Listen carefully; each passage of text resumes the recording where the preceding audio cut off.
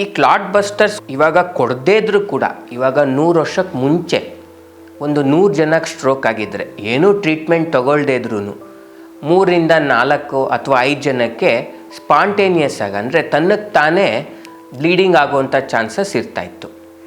So ಇವಾಗ ಈ injection ಕೊಟ್ಟ ಮೇಲೆ ಒಂದು 8 to 10 100ರಲ್ಲಿ ಅಂತಂದರೆ 8 to 10% ಜನಕ್ಕೆ ಬ್ಲೀಡಿಂಗ್ ಆಗುವಂಥ ಸಾಧ್ಯತೆಗಳಿರುತ್ತೆ ಮೆಡಿಸನಿಂದನೇ, ಬಿಕಾಸ್ ಅದು ಕ್ಲಾಟ್ ಬಸ್ಟರ್ ಅದು.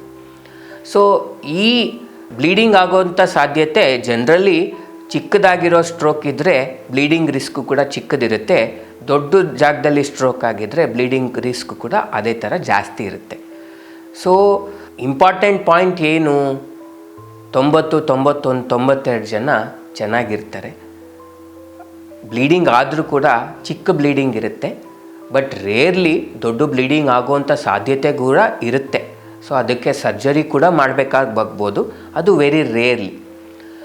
ಕಾಂಪ್ಲಿಕೇಶನ್ಗೋಸ್ಕರ ಹೆದರ್ಕೊಂಡು ಟ್ರೀಟ್ಮೆಂಟ್ ಕೊಡದೇ ಇರೋದು ಕರೆಕ್ಟ್ ಅಲ್ಲ. ಯಾಕೆ ಅಂತಂದರೆ ಯಾವಾಗಲೂ ಪಾಸಿಟಿವ್ ಆಗಿ ನೋಡಬೇಕು.